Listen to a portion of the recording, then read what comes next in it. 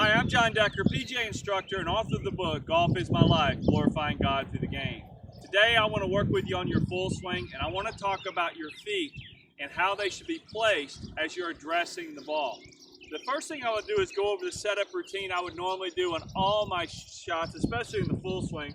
Put the club behind the ball, my feet are together, I'm going to open my left foot and I'm going to widen my right foot. But this is what I want to talk about is why do I open my left foot? A lot of times when I see people set up to the golf ball, their left foot is very straight. Now, if I have a straight left foot like this, and I try to physically turn my body to the target, I physically can't do this. So what I do is I open up my left foot, and it's about 20 to 25 degrees on average. For some people, I might have them open it up even more, especially someone who's maybe not as flexible. Opening up this front foot really allows me the freedom to turn my body to the target. When I square my left foot up, now I physically can't do this. Now there's one exception to this. That is if you're pigeon-toed. I noticed when I was out on the PGA Tour coaching in 2008, I noticed that Tiger Woods, when he walks, he's pigeon-toed slightly. And if you notice when he sets up, he doesn't turn his left foot out. So he can physically do that. He can have his foot pointing straight at the camera, turn his hips all the way through like he does and do that. I physically can't.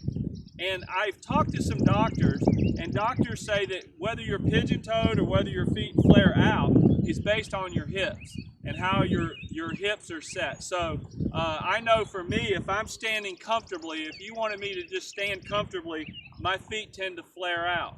So a lot of times if you can comfortably point your feet like this and turn all the way through, then you're going to be fine with your left foot.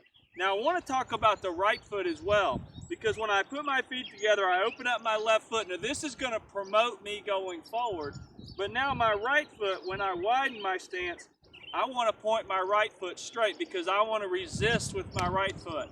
I don't want to have my right foot open, because if I do, it's going to promote too much movement on the backswing. Now there is an exception to this as well. If you look at a lot of your long drive hitters, I mean these guys are hitting the ball 400 yards. These guys are opening up their right foot because they're trying to make their shoulder turn more than the average golfer. They're turning their shoulders like 120 degrees. You're not going to want to do that. The average golfer is not going to want to turn their shoulders that much. In fact, the average tour player doesn't turn their shoulders that much. So what you're trying to do when you set up is you're putting your feet together, you're going to open your left foot, and then you're going to widen your right foot like that. So this foot is open, and this foot is square, just like that. This is going to promote the resistance going back. This is going to promote the rotation and the follow-through coming through. So when I hit my shot, I'm going to do it just like this.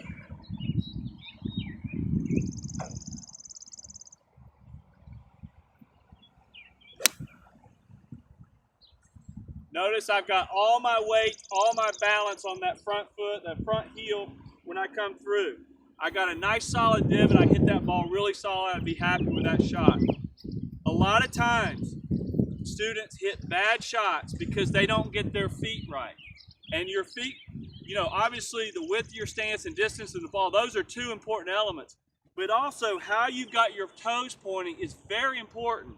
So remember, for a right-handed player, the left foot is going to be turned open about 25 degrees, and the right foot is going to be square. And I know a lot of you, I've heard a lot of students say, well, I have my right foot open because it allows me more turn.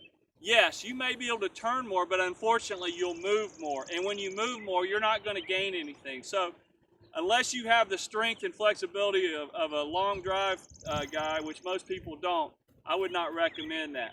Work on your footwork. You're going to hit the ball more solid, and you're definitely going to improve your game.